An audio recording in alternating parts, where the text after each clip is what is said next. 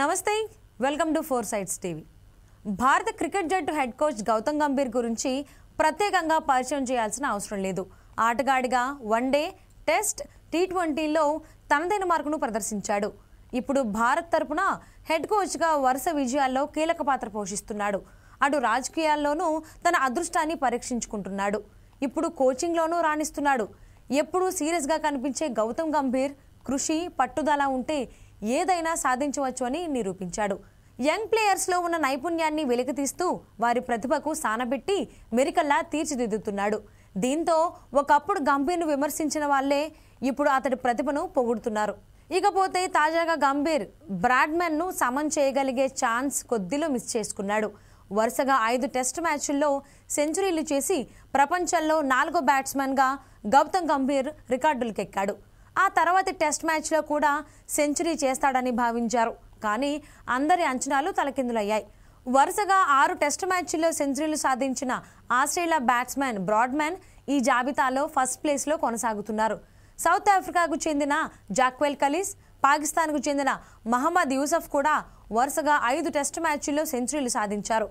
Bradman రికార్డును సమన్ చేసే అవకాశం కూడా గంభీర్కు ఉంది. కానీ జనవరి 2010లో మీర్పూర్ టెస్ట్లో 68 పరుగులు చేసిన తర్వాత అతను అవుట్ అయ్యాడు.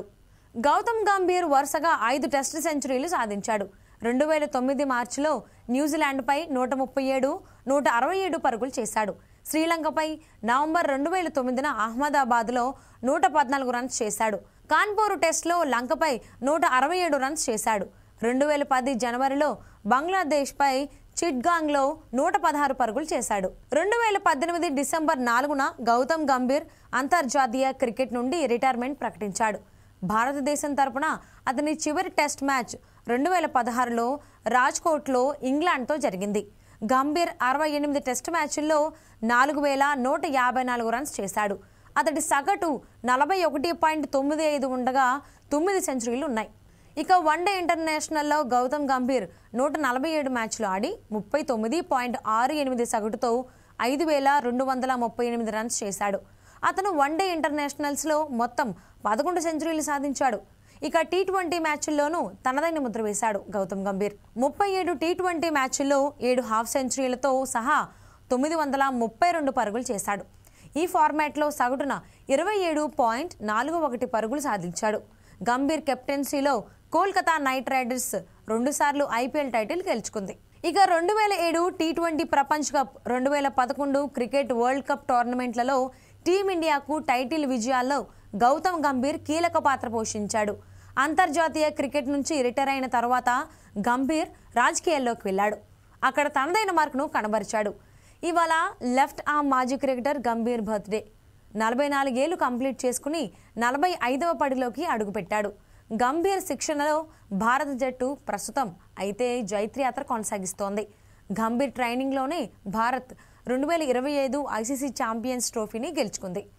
ఇప్పుడు మెన్ ఇన్ బ్లూ 2025 ఆసియా కప్ను కూడా గెలుచుకుంది. గౌతమ్ గంభీర్ జూలై 2024లో భారత జట్టుకు ప్రధాన కోచ్ అయ్యాడు. కోచ్ అయినప్పటి నుంచి జట్టు అంచనాలకు అనుగుణంగా ఉన్న యువ ఆటగాళ్లపై విశ్వాసం వ్యక్తం చేశాడు. గంభీర్ విజయవంతమైన కోచ్ అని నిరూపించుకున్నాడు. క్రికెటర్గా టీమిండియా తరపున అసాధారణంగా రాణించాడు. 2007 టీ20 ప్రపంచ కప్ ఫైనల్, 2011 క్రికెట్ వరల్డ్ కప్లో టీమిండియా తరపున అత్యధిక రన్స్ చేసిన ప్లేయర్గా గంభీర్ నిలిచాడు. వరుసగా 75, 97 పరుగుల ఇన్నింగ్స్లతో భారత జట్టు టైటిల్ విజయాల్లో అతను కీలక పాత్ర పోషించాడు. గౌతమ్ గంభీర్ టెస్ట్ క్రికెట్లో ఒక ప్రత్యేకమైన రికార్డును సృష్టించాడు. వరుసగా 5 టెస్ట్ మ్యాచ్ల్లో సెంచరీలు చేసిన తొలి భారతీయ బ్యాట్స్మెన్ అతను. ఈ రికార్డు 15 ఏళ్ల తర్వాత కూడా చెక్కు చెదరకుండా ఉంది. జనవరి 2010లో బంగ్లాదేశ్తో జరిగిన చిట్గాంగ్ టెస్ట్లో టీమిండియా యొక్క 2వ ఇన్నింగ్స్లో 116 రన్స్ చేయడం ద్వారా గౌతమ్ గంభీర్ ఈ ఫీట్ను సాధించాడు. ఇప్పటికీ గంభీర్ సాధించిన వరుస 5 టెస్ట్ సెంచరీల రికార్డు అలానే ఉంది. భవిష్యత్తులో ఏ భారత క్రికెటర్ దీన్ని అధిగమిస్తాడో అనేది వేచి చూడాలి.